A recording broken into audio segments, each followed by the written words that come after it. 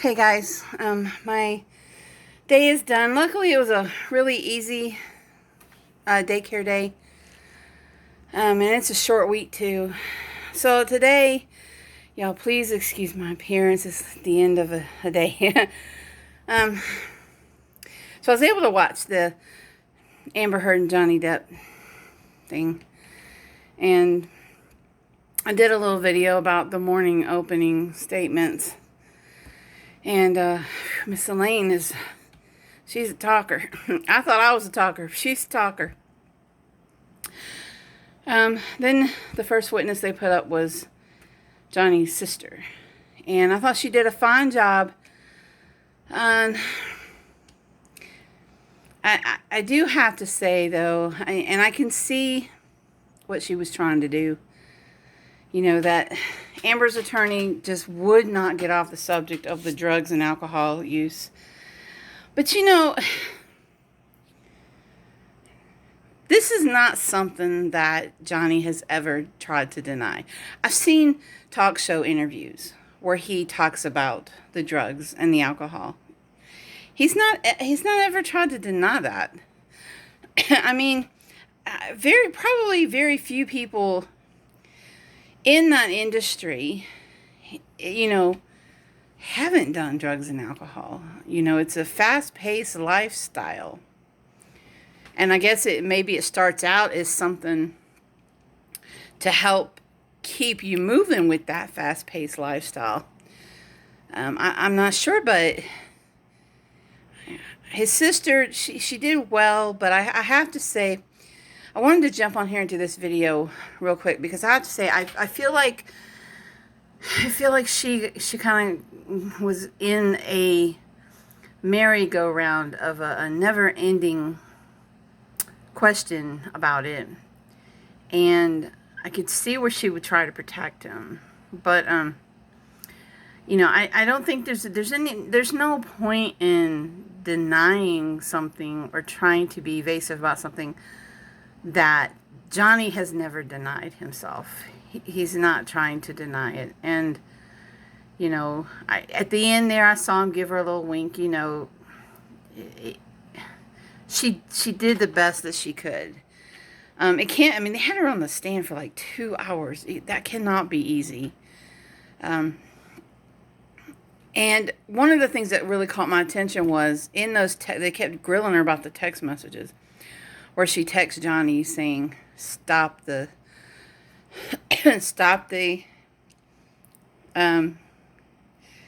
drinking, stop the coke, stop the pills, blah, blah.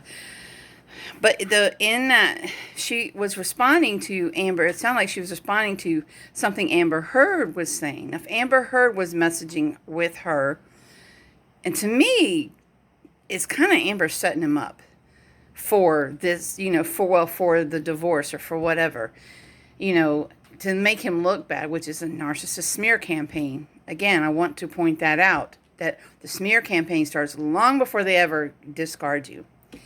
And I hope somebody, that's what I was saying before about, I hope the judge and those lawyers are educated on narcissism, because if they are, some of these things are going to really stand out to them like they do me. One of the things that caught my attention was when she finally said that Amber was texting her with these concerns, saying that Johnny was doing this and doing that. And so her response was to message Johnny to tell him to stop, you know, so that she wouldn't have any complaints. And right then a bell went off in my head. I'm like, oh, yes, this was Amber setting the stage. And I hope somebody else catches that, really. I don't think I could be quiet if I was sitting in the courtroom. I would be passing notes up to Johnny Depp's lawyer. Like, I would, you know, just to be like, look, this is what's going on. This is what, you know, was a stage being set. And yeah, she did the best that she could. Overall, I think she did a good job. But I was following the chat on lawandcrime.com is where I was watching it, and I was in the chat. And unfortunately, her being evasive on that question cast doubts in the minds of some of the people in the chat about her credibility. And that is concerning because it makes me wonder, did it cast a doubt in some of the jurors' minds as well? I hope not. I hope that, people can see that those texts to JD was probably her response to Amber Heard messaging her to say, Johnny's doing this and Johnny's doing that. So his, older sister, wanting to protect him, naturally would message Johnny and say, quit doing this and quit doing that. I remember my sister, when she was just started doing pot, I was very upset. And I was like, you got to stop, And I mean, we were just teenagers in high school still, and she was skipping school and everything and lying to our parents. So I was like, this has to stop. So I believe she was reacting to Amber's accusations. This is what Johnny's doing. I mean, if she never saw JD doing these things, I'm not so sure that how can they, I'm confused as to why they would even wouldn't it be hearsay? This would be Amber going, to me, all of it's hearsay. Amber claiming the abuse in the first place is just nonsense, but whatever. So yeah, they had his sister up there today, bless her heart, couldn't have been easy. 2 hours of grilling, well, at least 1 hour of it was from Amber's lawyer. But I got to give her credit. She did the big sister thing. And from one older sister to another, you did good, girl. You did good. And it's going to be okay. I mean, I think, I might be able to watch the trial this week, maybe not as much as I did today. I'm definitely not going to be able to watch every single day of it. I will definitely make note of when Johnny is going to take the stand to be sure that I'm watching. What I definitely didn't like is the very smug look that Amber had on her face the entire time. Like, she's just too good to be sitting in that courtroom. Oh my God. And I mean, and she would make a face now and then or roll her eyes and whatever. And I don't know how she could get away with that, but it's exhausting watching. I can't imagine having to sit in that courtroom. It's really got me second guessing. I mean, it's not making me second guess going up there, but it's making me second guess whether I want to sit in that courtroom all day long, because I think I would have a real problem keeping my mouth shut. They would take me out of there for breathing too hard. If I got mad or something, I wear my emotions on my face and in my eyes and my body language. My arms would be crossed. I'd be very upset. People have their phone. I know they're not allowed to video or anything, but here in Hopewell, you can't even take your cell phone into the court building. So I'm a little surprised that they're even allowed to have their cell phones inside the courtroom. I know they can't video or anything, but I mean, I'm surprised that they're allowed to even keep them on their person. But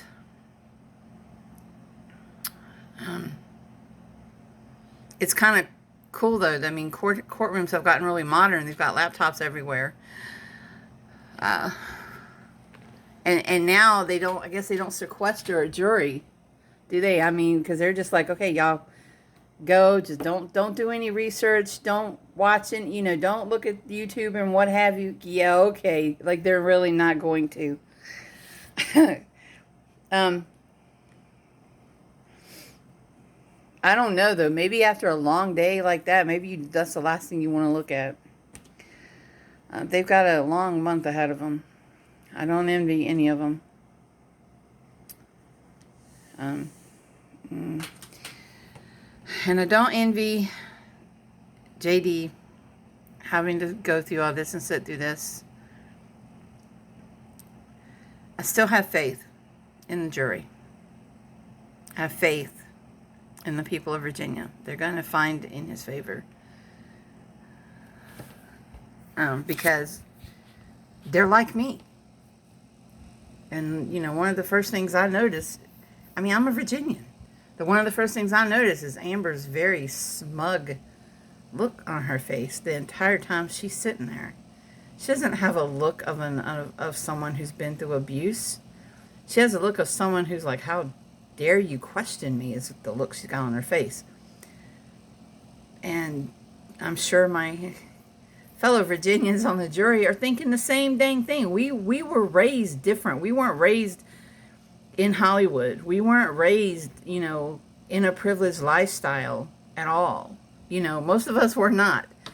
And we work hard for a living. And so to sit there and see that smug look on her face the entire time and those eye rolls, that just doesn't bode well for her.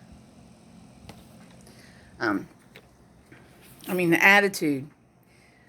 We don't like attitude here. So, anyhow, if you have a chance, I highly recommend lawandcrime.com. They're going to be showing the trial live, and there's a chat on the side where you can talk to other. Now, they're not all on JD's side, so you have to deal with people who are on Amber's side, but there's also a unexpected number of people who don't know anything about what's going on, and they're forming their opinions for the first time today, which I guess in a way that's how it's supposed to be, you know, with the jurors. So, well, I am going to get out of here. I got messages coming in, and I am making some salmon for my dinner, and I wish all of you a restful night's sleep. And, you know, today I was trying to get the screenshots and get some videos out, but I probably won't do that tomorrow. You know, I might get my screenshots, but then you just wait until maybe the end of the week and do a video or something. I can't do this to myself every day. I love you, Johnny Depp, but I can't do this to myself every day, and I won't do this to myself every day. You know, I may have it on, but kind of in the background, you know, and I'll look and see who's talking kind of thing. There's enough people that are covering this, and I'm sure I can catch up. So, I can't sit here and let myself get angry and get mad, you know, and not be able to do anything about it. And that's the hardest part. And you know, I sat here today, I will tell you, I sat here today, and I started crying. I was having to kind of choke it back. The kids were just getting up from their nap, and I was trying to choke it back because all of this, we literally walked into his bedroom, Johnny Depp's bedroom, into very personal lives of human beings. And it is such an invasion of their privacy. Some people would say, yes, they brought it on themselves. You know, some people in the chat were blaming Johnny Depp, like, well, he brought it on himself, you know, by bringing this to court. Maybe that's true. But, and I know he's used to being photographed. He knows there's a camera on him all the time. And he knows there's probably a billion screenshots and videos being taken of this that will circulate. And I guess that's the price you pay, but it felt, and I don't know if it's just me where I'm from or what, but it felt very invasive, and I suddenly felt very ashamed for my part in it. That's why I've said, you know, if I meet him, I am not going to ask to take a picture with him.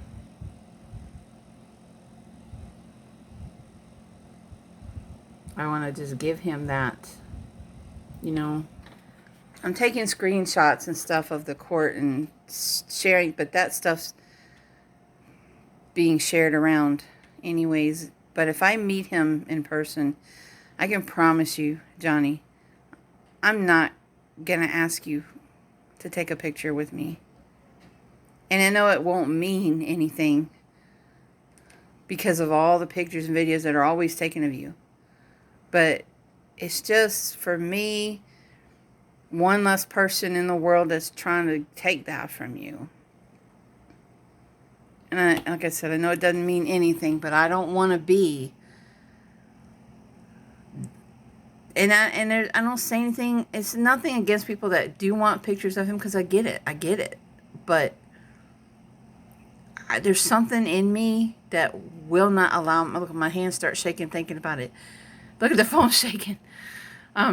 Because it's something in me that just can't do it. You know, I don't know if it's a respect thing, if it's a love thing, if it's, I don't know what it is. It's part of why I started crying today. It's the invasive. I wouldn't want that in my life. Not enough money in the world to have that in my life. And I won't post pictures of his sister. I did not take screenshots of his sister. She didn't ask for any of this. She's just there to help her brother. I'm going to go before I start bawling because I'm on the verge. I'm sorry he's going. I'm sorry. I'm sorry he's going through this. I am. I'm sorry that it's gone on for so long. Oh, I have an interview I forgot. Later, guys.